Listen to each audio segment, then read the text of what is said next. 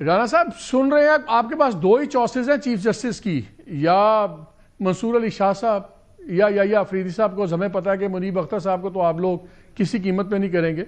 لیکن آج جو فیصلہ انہوں نے اپنا اختلافی نوٹ ایشو کیا ہے قاضی فائز عیسیٰ صاحب نے، وہ پڑھے. وہ تو کہتے ہیں کہ جی آرٹیکل 6 لگنا چاہیے ان ججوں پہ جنہوں نے کانسٹیٹیوشن کو سبورٹ کیا.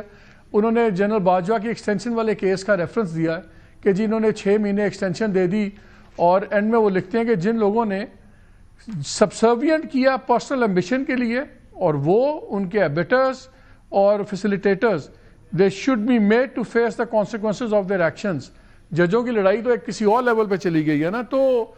ادھر آپ لوگ سوچ رہے ہیں کہ چیف جسٹس بھی ہو سکتے ہیں، جانے والا چیف جسٹس کہہ رہا ہے کہ آرٹیکل 6 کی وہ بات کریں، نام نہیں لیا لیکن مطلب تو یہی ہے. اس سے کوئی فرق پڑے گا آپ کے فیصلے پہ کہ منصور علی شاہ صاحب ہو سکتے ہیں یا نہیں؟ دیکھیں، یہ قاضی فیض عیسیٰ صاحب کی ایک جج کے طور پہ ان کی ایک رائے ہے، اور وہ بڑے اپ رائٹ، بڑے آنیسٹ اور بڑے بے باک قسم کے جو ہے وہ جج رہے ہیں، اور انہوں نے بہت اچھے اور بڑے دلیرانہ فیصلے بھی کیے ہیں جن کی پاداش میں انہیں اکثر جو ہے وہ مشکلات کا بھی سامنا رہا ہے. تو یہ ان کی ایک رائے ہے، لیکن اس میں تو کوئی دوسری رائے نہیں ہے یا شبہ نہیں ہے کہ اس وقت جو 3 سینئر ترین ججز اس وقت زیر بحث یا زیر غور ہیں، تو ان میں منصور علی شاہ صاحب کا نام بھی ہے، منیب اختر صاحب کا نام بھی ہے، اور یحییٰ افریدی صاحب کا بھی نام ہے. بطور جج جو ہے وہ تینوں ہی بڑے آنیسٹ اور اپ رائٹ جج ہیں. کسی کے فیصلے سے تو اختلاف ہو سکتا ہے، لیکن ان کے ایک پروفیشنل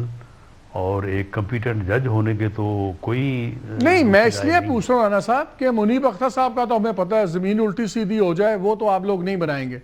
کیونکہ جن کی آپ نے بات کی ہے زبردست جج ہیں، کوئی ایسی بات نہیں ہے، زبردست جج ہیں، سب کچھ ہیں. وہ اتنی بڑی آج بات کر رہے ہیں جس میں وہ کہتے ہیں جی منصور علی شاہ صاحب تو آرٹیکل 6 کے زمرے میں وہ لے آئے ہیں. تو یہ جب آپ لوگ ایویلیویٹ کر رہے ہوں گے تو اس میں اس رائے کو کوئی وزن ہوگا کہ نہیں ہوگا؟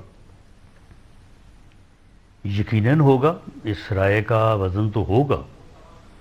اور میں سمجھتا ہوں کہ ان تینوں معزز جج صاحبان میں سے جن کے متعلق میں نے کہا کہ تینوں ہی بہت اپ رائٹ جج ہیں، ان میں یحییٰ افریدی صاحب کے حصے میں جو ایک کریڈٹ جاتا ہے وہ یہی ہے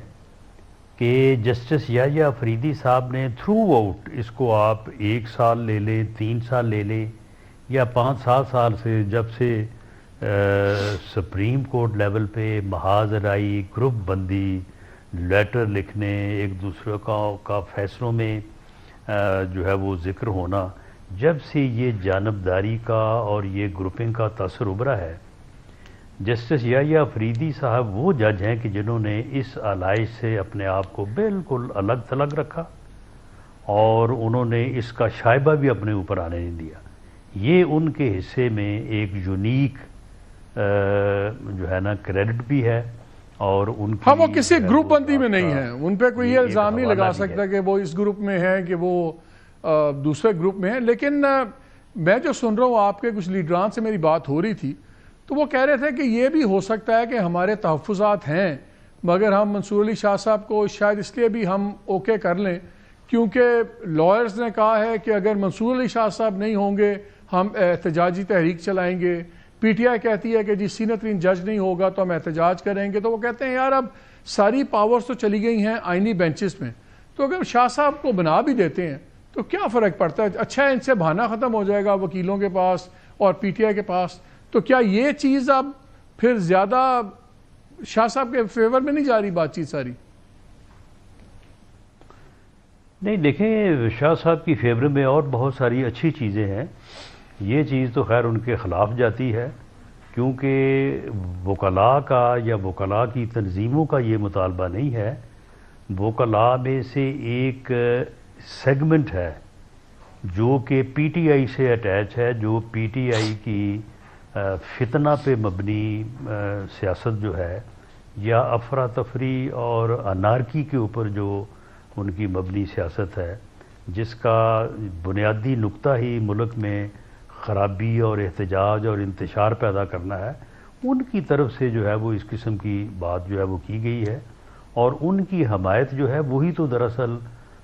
منصور علی شاہ صاحب کے لیے جو ہے وہ مشکلات کا باعث بنی ہے، کیونکہ ایسے لوگوں کا، جن لوگوں کا ایک اپنا کردار جو ہے وہ شرارت پہ اور فتنہ گری پہ مبنی ہو، وہ اگر کسی کی حمایت کریں گے تو اس کا اس کو فائدہ نہیں پہنچے گا، نقصان پہنچے گا۔ دوسرا